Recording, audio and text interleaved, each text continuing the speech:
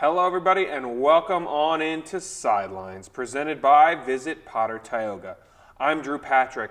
On today's show, we preview the upcoming softball season. We preview the PSAC Indoor Track and Field Championships, plus we review baseball's first weekend of play.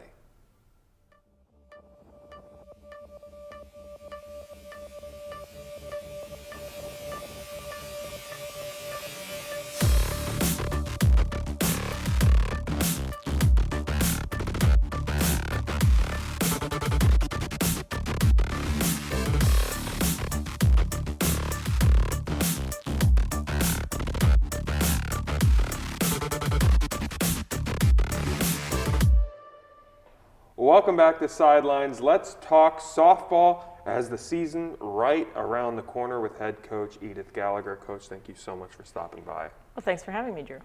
So this season, again, starting to get back to the normal again for you. What has it been like to, again, have the full preseason back once again for preparation? Well, it's critical. Mm-hmm. Obviously, we don't get out on a field before we play, so to have the whole team be able to be together inside is, I guess, imperative to our, preparation. So it's been nice to get back to more normal.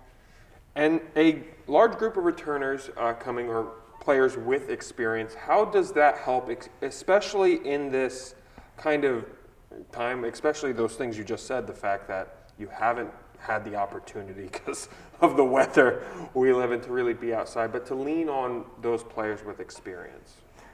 It's really great to have, we have a good group of seniors, a good group of upperclassmen.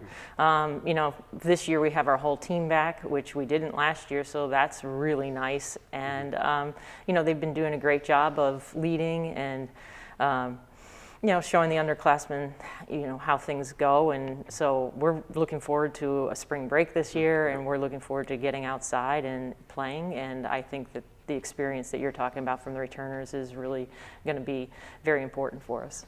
And looking at this group and looking at kind of what your focuses are early in the season, what are some of those key things that you want to hone in on for a new group here at the start of the season? We're working a lot on communication right now. Then next would obviously be starting to get on a field and getting our timing and vision when we get outside, because we have seen some live pitching just from our team, but then you have to get into the outdoor setting, get your vision and your timing set. So those are some of the early season things that we'll look for. So what are kind of the things that, with those returners and with those newbies, that your expectations? We'll go into that. Let's start with the pitching staff. You got a lot of returners specifically on your pitching staff. What do you expect from that group? The pitching staff is one of the strengths of the team.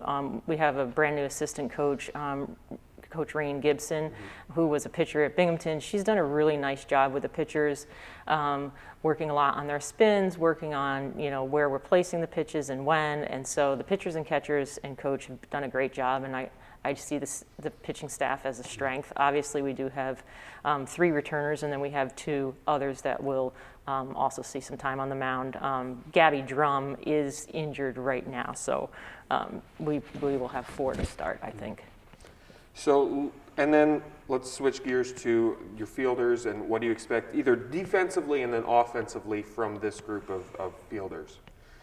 Well, defensively, it is a little bit hard to tell. We've been doing great things inside, but we normally we'd been on the turf a bunch of times, and we just haven't. So, if you're asking me from the fall till now, defensively we did a great job in the fall.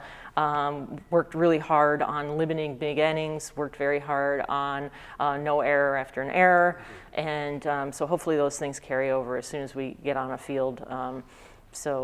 And then did you ask me offensively? Yes, okay. Then offensively. And then offensively, again, getting your timing as a hitter, and spring break, again, is going to be so critical for us because we didn't have that last year, and we just opened with your conference season.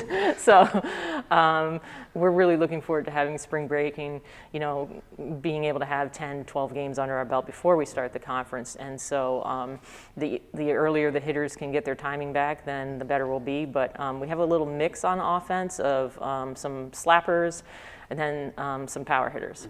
So a little mix of everything. Yeah, you've mentioned it a couple of times, but I just also kind of want to break it out. That these first couple of games, that spring break trip, that's kind of the area where you can not tolerate mistakes, but you can, as a coach, I guess, tolerate the growth in there. So talk a little bit more about truly how crucial this early time is for this squad.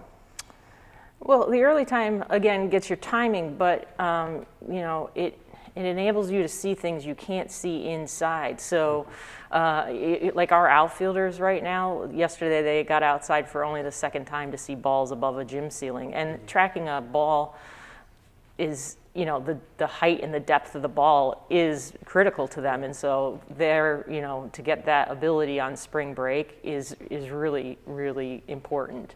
And you get some team bonding on spring break. It's nice because you don't have to worry about your academics that week. It's just about softball, and so it's a lot of fun.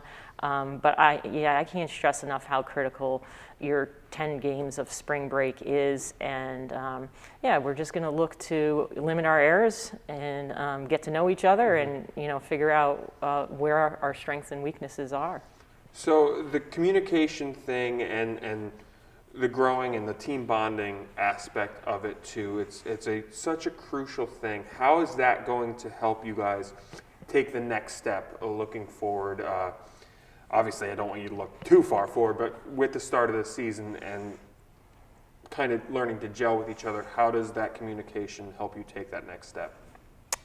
Well, when you communicate well, then you can depend on each other and you know where you need to be, and you kind of start to develop like a sixth sense of, in this situation, like I know Drew will be at first base and I can go there, or I know he'll have my back. And so it's kind of a trust and a communication all at the same time that builds through playing. You can build it off the field a little bit, but it's really important to know in the moment, like what you will do.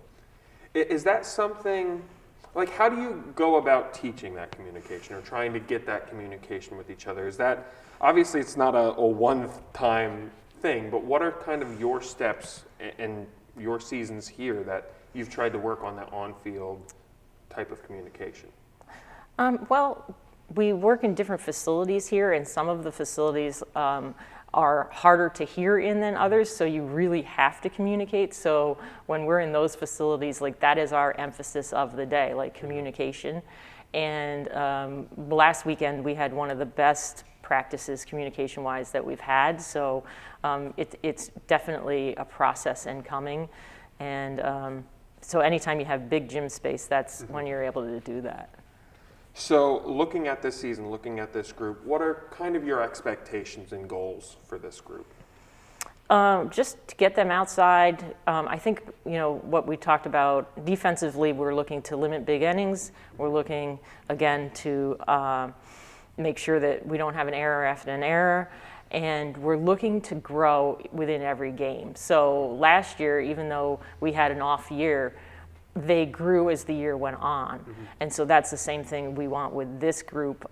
We do have a large veterans, but we have a good mix of younger players and some transfers too. So we're looking to gel during that week and to make sure that as we go on, we're learning from our mistakes and we're not making that mistake again, and then we're getting better as the season goes on. I'm looking forward to it. It should be a fun season. And Coach, thank you so much for stopping by. You're welcome. Thanks, Drew. And Sidelines continues after this. Do not go anywhere.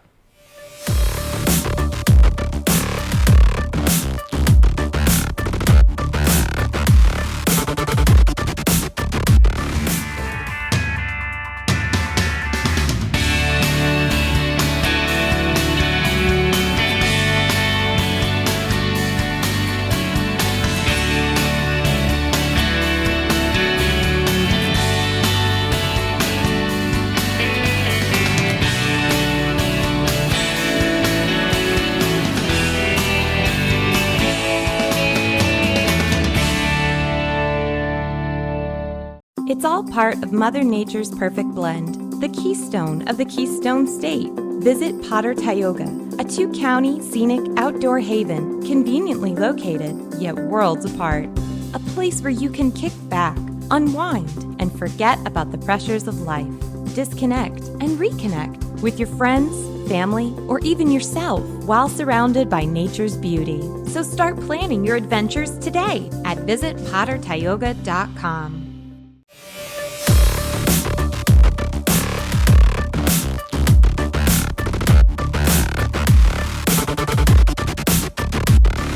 Hello, everybody, and welcome back to Sidelines. Let's talk baseball now. As joining me at the desk, Hunter DePrimo and Asaf Lowengar, coming off their first weekend. Thank you both so much for stopping by. Thanks for having us. So let's get right into that. To be back on the field again, how did that feel for you guys? Pretty fun. I mean, been locked in a gym for the past, month and a half, two months. So it's good to be out there and fresh air. Not fun with the cold weather, but at least we're on a baseball field, so can't complain. Yeah, I can't say I was a fan of that freezing cold weather, but it was nice to be back on the mound, throwing again, feeling healthy, and just being out there with the team. So, let's jump right into that. The weather in Pennsylvania, specifically northern Pennsylvania, is never really cooperative for you guys, and it certainly wasn't cooperative down there for those games. So what do you have to do, especially the fact that you guys have trained indoors, you haven't had really the opportunity to be on our field yet, and then it's cold on that first game. What are the kind of adjustments you have to make either during the game, before the game, especially to stay warm as a pitcher throughout that game? Well, to be honest, it's more mindset when you're out there instead of, you're going to be cold. If you just kind of battle through it, you kind of just think maybe I'm not going to be as cold. You just kind of keep going and pushing. And as you start moving and playing, you start warming up a little bit. And then it's just basically when you get back in that dugout, you just got to do whatever you can to stay warm. Me being here for 5 years, I've been used to the Mansfield weather, of all this cold weather, so it doesn't really faze me as much anymore, but you just got to battle through it. And then from your perspective? I'm not from this area, so it's not used to this weather. But you just gotta bundle up a little bit more and find the balance of being mobile with extra layers. Because if I wear a jacket, I'm not gonna be able to swing or throw the same. So gotta find that balance, and it's gonna be cold, but like you said, it's just in your head. Once you start moving, you get warm, and then you just gotta keep that feeling going. So just bounce around. I had what was it, the warm seat? Yeah, the hot seat. Hot seat, so I just stayed on it. Kept home. So early in the season, what are some of the things you guys tend to focus on? This is before you get into the conference play, having these first couple of kind of getting back into the rhythm of things, games. What are your biggest focuses for these ones? For me, it was more just being not being anxious, and it's still baseball. We've been doing baseball. It's not like we haven't done anything. So just reminding that it's still 60 feet, 6 inches away. The ball's still around. You still have a bat. So just keep it basic, and once you get going, that's when you can develop more and more. Just stick with it, and step by step, you're gonna keep going forward. Yeah, as a pitcher, it was more just kind of getting back into it, make sure your arms stretch, make sure you're healthy. Being an older guy, I want to make sure those young guys were ready, prepared, trying to not be as nervous as they possibly can, and just, stay in, start hitting that strike zone as much as you can, and hopefully you don't walk too many guys. So, speaking of being one of the older players, having a pretty young team, still a decent amount of returners, but still a lot of youth on this team. How important then does become your role in that aspect of being kind of leaders for this team and leader for the pitching staff in your case, Hunter? I would say it's pretty important. When I was young, I had all the older guys help me through everything, calm me down whenever I needed it, and I try and help them whenever they need it. If they have any questions, I try and be as best as I can. If I don't have an answer, I'll give them to our coaches or whatever, but I try and be there whenever they can and try and help them along, and I hope they get some answers. And Asaf, for you, it's the second year here, but I don't think anyone has had quite the experiences this year that you have had. So how can you bring, or how have you brought that to being a leader for this team? I think the most important thing is just composure. My main thing, personally, mentally, is just staying neutral, not getting excited or going too low. So I try to get that to the team and not, bring everybody down, bring everybody up. Just, keep everybody composed, and that's when you get big plays and big moments, when you're just, locked in and not amped up or down because you struck out the first at bat. And, so just being composed, I think, is the main thing that I learned, at least, and try to give it to the team.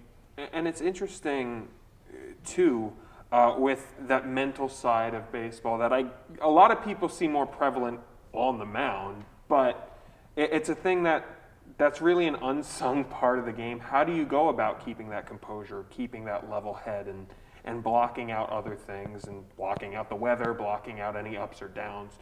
Do you have a key strategy for that, or how does that come naturally to you guys? Personally, for me, it's having a routine that you stick with it, no matter what the situation. If you do your routine, then your mindset gets into the rhythm of things. And then also breathing is a big part of it. Breathing is how you're gonna control your heart rate and everything, and how you feel. So if you're able to be aware of you being anxious, take a deep breath, couple deep breaths, and then back to neutral, and that's when you're able to be locked in and back to your routine and everything. Yeah, as a pitcher, it's a lot of routine, a lot of just doing what you know you can. When you're on that mound, don't overthink. Don't think, oh, I can't do this or this. You gotta have that. You gotta have as much confidence as you can as possible, because with that confidence will come a little more strikes, a little more what you need to do, and just that's about it. You just have that confidence on that mound. So looking forward to the short term, the next couple of games, more non-conference opponents. What are some of your main focuses on for these next couple of games? For the pitchers, I'd say for the younger guys more so, try and be more confident. Don't be as nervous. Try and be within yourself. Do what you know you can do, and just attack that strike zone. Don't be afraid that these guys might be good, might not be good. Don't focus on those things. Focus on yourself and do what you can. I think for hitters, during the games, nobody really chased any bad pitches. It was just missing good pitches that, we swung at them, just missed them. So when we get into the rhythm of things, it will all fall in place. So just got to keep at it, and it's going to be fine. And then, because I have you two here, just big picture goals for this season. As you get ever so close to that conference play, what are your, either individually or as a team, your specific goals for this year? As Coach Gillot said in the interview, I think last week, that you gotta get into the first goal to keep going. So first goal is to get to the conference championship tournament. Once you get that, you can keep going and go as long as you can. So that's the team goal. Personally, I want to get the team as far as I can and help them. So, if I can do anything like playing center field, playing shortstop, whatever it is, I'll do it. Whatever coach says, I'm going to trust it and try to get the team to win. And like you said, the conference is our goal. I'm sure everyone wants to get there. For me personally, I would love to get that strikeout record. That's why I'm here. I kind of want to get it really bad. And then every time I'm on that mound, I want to give us an opportunity to win. I will do everything I can to do it. So. Hey, should be a fun season, and thank you both so much for taking the time and stopping by. Thanks for having us. And Sidelines continues after this. Do not go anywhere.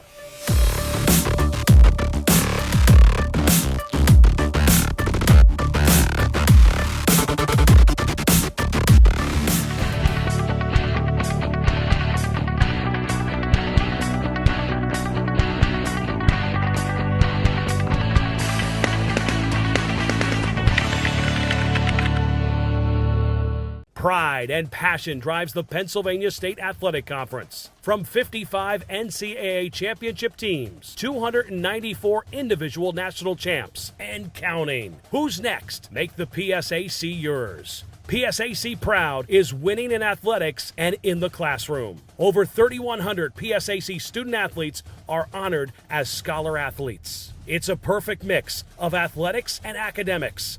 It's time to make the PSAC yours.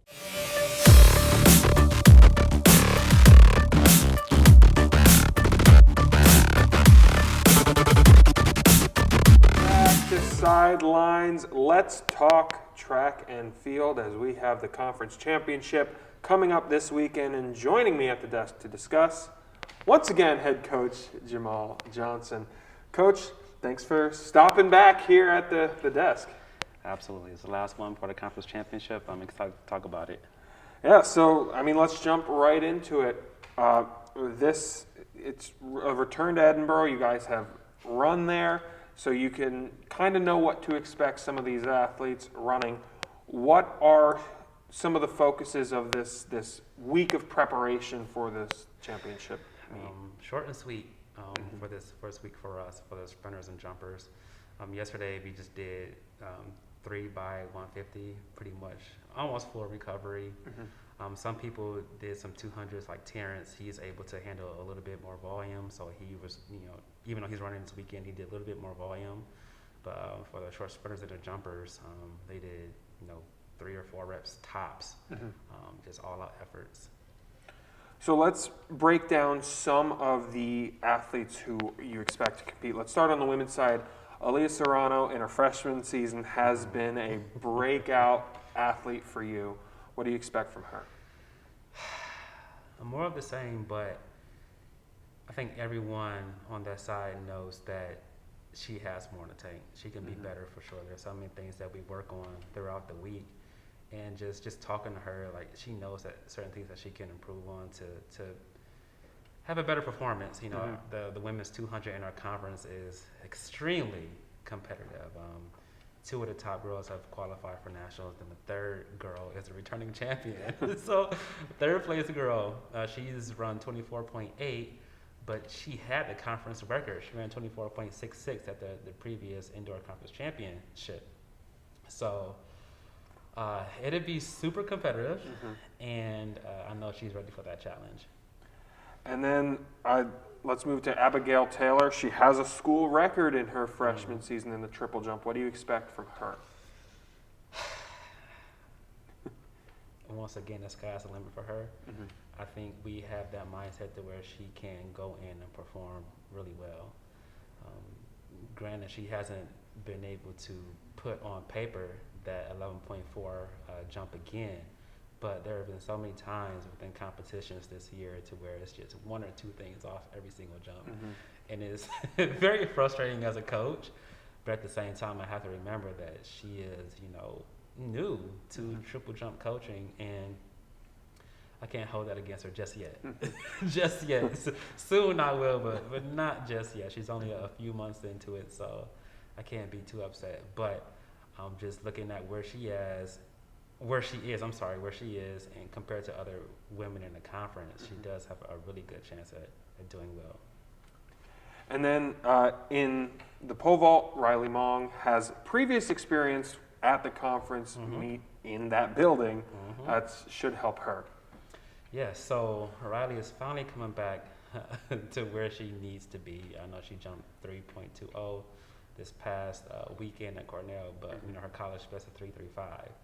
And her and Coach Tim have been working tirelessly to try to get her back on the right track. I know she has a little bit more on her plate now with her internship and everything, but I think it's finally starting to turn the corner for her. And another athlete who's qualified, who also has experience and has found the podium the last time was there, was Madison Fox in the high jump. Yep, Madison. She's had an up and down season. There's been a lot of learning for her. Then when we're starting to hit our stride a little bit, her shin has been really acting up. Not her jumping shin, thankfully, but her right shin has been bothering her a lot. But we've done a lot of video preparation. Actually, when I get done with this, we have practice. A lot of video preparation and just talking through things. And she can see what she does wrong and what she needs to fix. So I'm hoping it comes all together this weekend. It's got to focus on things because she looks really good in practice, but when it comes to the competition, it's kind of a different story. And so I'm hoping that can all get fixed this weekend. And then a group for the last one on that side. What do you expect from the distance medley relay women's team? Fight for the podium. Fight for the podium. I mean, that's where we're going to fight for the podium. I know that. On one hand, it's good to get that experience, but we're also there to compete. It is college athletics, so we're there to compete. So, fight for that podium spot. Every point counts. And then we'll switch gears to the men's side, and since we're talking about the distance medley relay, we'll just let that roll right into on the men's side. What do you expect from them? Yeah, they have a good chance at making a podium. Terrence, the 400 leg, he has come on really strong out of nowhere because he injured himself during football season and was out for a long time. And so his first time competing was 2 weeks ago at VMI. Then he ran 2 races this past Friday at Bucknell, and he's just his much better shape overall compared to last outdoor season. And then on the distance side, the distance legs of those relays, they're all clicking at the right time too. And so I'm excited to see what they'll be able to do when they actually have people, to compete against around them. Because when they ran at Bucknell, they had, I think it was a couple D1 schools. I can't remember who it was. I think it was Pitt, I think. And that they were out of there. So for them to run the times that they did by themselves, pretty much, it was pretty impressive. And let's break down some of the individuals, starting with the 60 meter and Ed Marshall, another school record holder this season. Yep, Ed is a guy who hurt his hamstring the week we were going to. I think we were going to Houghton. He pulled up like pre-meet Friday during pre-meet, and so he has been working tirelessly to get his hamstring healthy. And I gave him an opportunity to run this past Friday in the 4x4. Looked great. He shocked me. He shocked the members of his relay team. I don't think he'll be able to run that fast in the 4x4 just because he hadn't really been doing any of that type of stuff at practice. And he looked really good in practice yesterday. Any doubts that I had about lingering issues with hamstring, the workout that we did yesterday kind of tested those things, and we'll see. He's in a good spot to make the final, of course, and we'll see if he can slip into all PSAC. Let's continue that school record train, shall we, with Sean Ringgold in the 200. What do you expect from the PSAC champ? Indoor track is different from outdoor track. Yep. So, yes, he's the reigning, 200 meter outdoor champion. He's not the reigning indoor 200 meter champ. So, I don't even think the reigning champion is running in the 200 this weekend for indoor championship. So it's a list of a cast of new characters for the indoor championship for the 200, and we'll see if he can maneuver the turn and not slip and trip into the turn. I think he'll do fine. But it's all about if he can maneuver the turn, because he is definitely as fit as anybody else. And when I say fit, I mean in shape. He's definitely as fast as anyone else in the race. He is number 3 going into the meet. So, and he was number 4 going into last outdoor season and won it. But it's all about can he maneuver the turn the correct way. And if he can, then I think he should be able to win it. And then in the long jump, 2 athletes, another school record holder in that one with Corey and Don. That seems like potentially the tightest race or the tightest event. No, it is. It is. Anyone from like 1 to 15 can win long jump. And it's scary, but it's exciting at the same time. It's exciting at the same time because it just takes, as you know, in long jump or any jump, it just takes one good jump, and that's it. You don't have to have 3 really good jumps. Just one good jump, one good landing, one good runway approach, and you can win the whole thing. And so that's and someone ranked number 13 can win. The good thing is we've competed against most of those athletes already, so head-to-head competition. So that's a good confidence boost. I think we've pretty much beat most of the people, maybe outside of maybe 2 or 3 people in the PSAC that we face in long jump. And so being able to line up against those guys and say, yeah, I beat you, before, or I beat you at Edinburgh earlier this year, I think that does well for our confidence. But they could win, they could both be all 3, and then things could go horribly wrong, or somebody else could have a really well day. So I try not to stress too much about that. Certainly lean on the excitement rather than the stress of that. Then moving on, David Wooten in the mile. What do you expect from David as a freshman and a qualifier? Get in a race and compete like before. He is number 13 as of right now. I know the final list comes out later on, but he's number 13 on the list going in.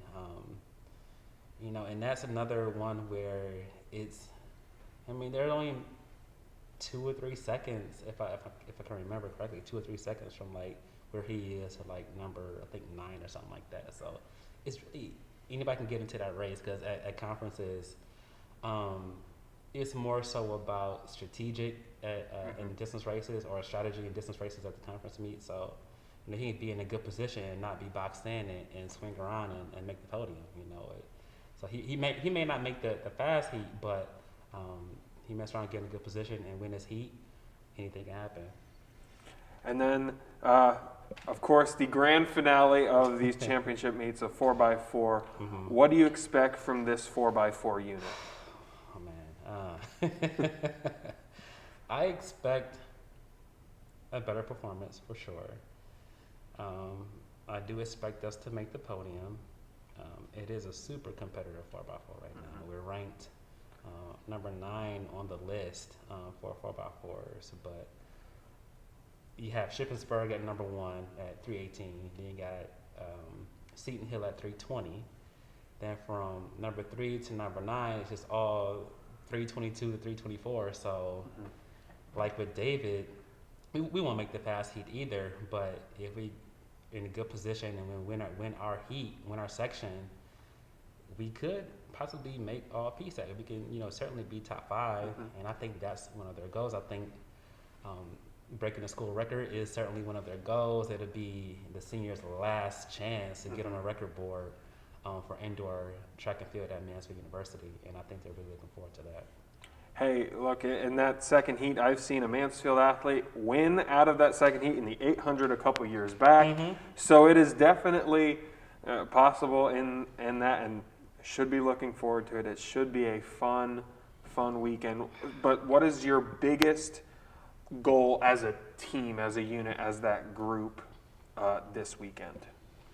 So although I said that indoor track is different from outdoor track, I do want to perform better overall as a team than we did at the past outdoor championship. The women's team outdoor didn't score any points. We only had 3 athletes make it. For outdoor, I want to score points. I do. I want to move up those rankings on the men's side. I don't know if we'll score as many points. I'm hoping we do, but I certainly want to have more people score, contribute to those points. And that's my goal. I don't want the team to move backwards in any way, and us scoring more points, that means it's more of a team effort. So that's what I'm looking for this weekend. Well, Coach, as I said, it should be a really fun week and exciting weekend at Edinboro, and thank you so much for taking the time and stopping by. I'll see you there. Absolutely. Sidelines continues after this. Do not go anywhere.